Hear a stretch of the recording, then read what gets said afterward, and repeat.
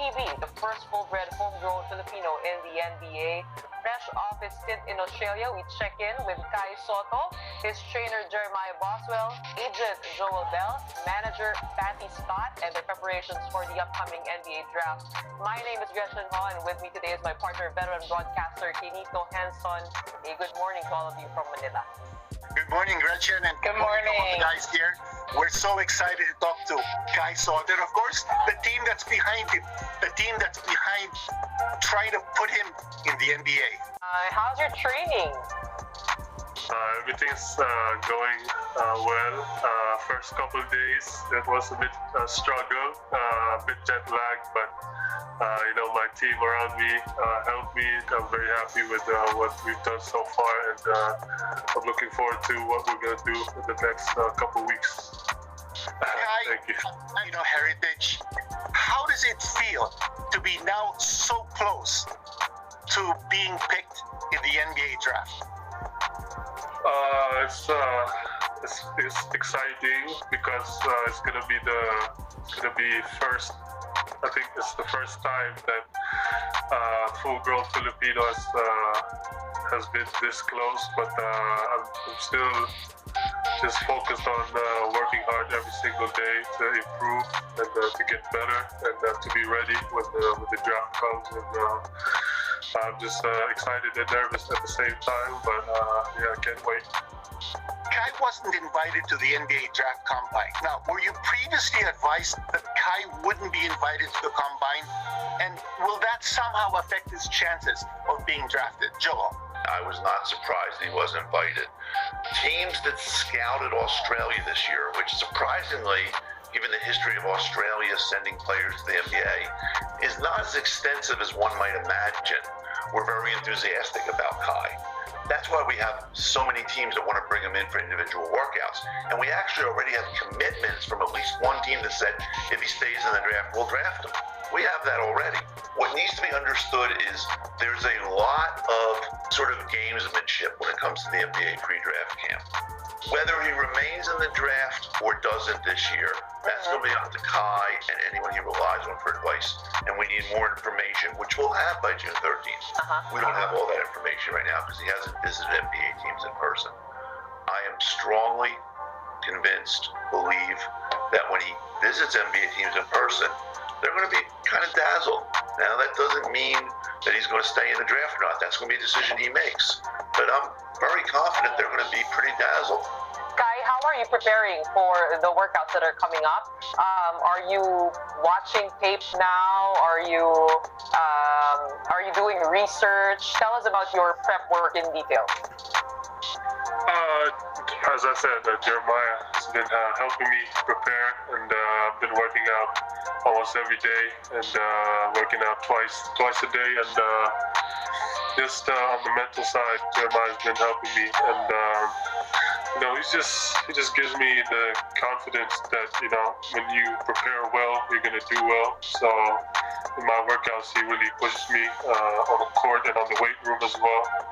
So I think I'm confident with what I'm doing right now with the path I chose, and this upcoming weeks will be tough, but it will be exciting as well. So we've been working on just Kai as a whole, right? This week we're actually going to transition into what he's going to see at these team workouts specifically. And so we know his first workout, we know a conditioning drill that they do every time that every player is in there. We know the format of their workout. And so we're going to start getting into that a little bit this week with Kai. Don't want to overwhelm him, don't want to put too much pressure on each little drill either, but just he will know what he's walking into. So as a 7-footer, what do you think would be his edge? And how many have you seen the other 7-footers in the NBA draft? Yeah, I think Kai is unique and special just because of his skill set, right? Like, first of all, you hear all the conversation from Kai, you hear all of us, and Kai really has a growth mindset, right? Like, he's focused on the big picture of getting better every day, working hard every day, and getting there. So, like, this timeline that we're putting on it and everything, where he goes and the pressure, he's just focused on getting better, which I think is most important.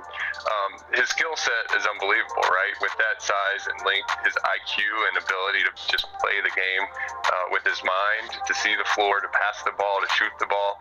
He can really do everything. So he's pretty unique in that. Now, I think there are things that he can always improve on, right? And you see this a lot in the NBA. There's a lot of small ball. There's a lot of switching on pick and rolls. And so, like, you know, how's he move laterally? Can he switch on to guards? How does he play the pick and roll? Can he his conditioning and his shooting? Because in any pre-draft workout that you go to with any team, you got to be able to shoot the ball and you got to be in great shape. So those are kind of the base items that you have to capture. And then, you know, he's gotten better. He's gotten tougher. He's moving better defensively. And I think more importantly, even than his lateral movement, is I think now he understands how long he is. Like before, when I saw him at TSF, he was so tall, so long, but he realized the impact he could have by just putting his hand up, or how he changed shots or blocked shots. And I think he's realized that. And again, that's just a part of his process. So he's getting better. And I think those things are going to, as Joel mentioned, like, he's going to dazzle some people. He looks like an NBA player. Yeah, if I can say this here, his skill set for a guy 6'9" is off the charts. Let alone a guy who's 7'3". And I'll go back to an analogy I make sometimes, that diamonds are really expensive because they're rare. So is Kai. And so he's going to be a valued commodity. He's a valued guy.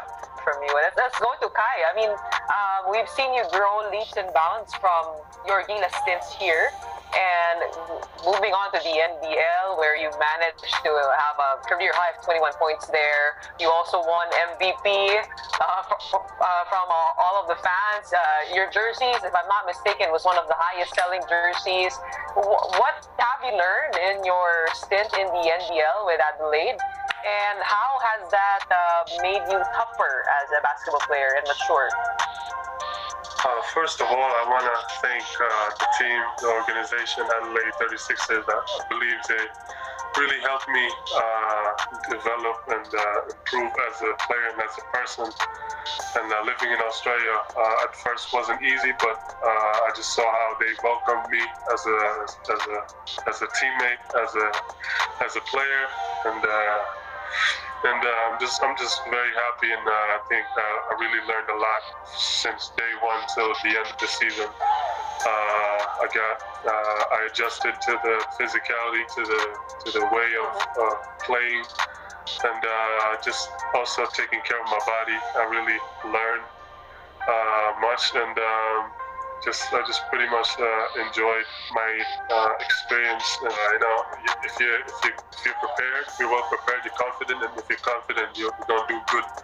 So that was my mindset in Australia. Ever since I played basketball, I just do my best to prepare, to do everything to be ready when the time comes. So that's what I've been doing, and that's what I'm doing right now. So yeah, I'm just excited for what's to come.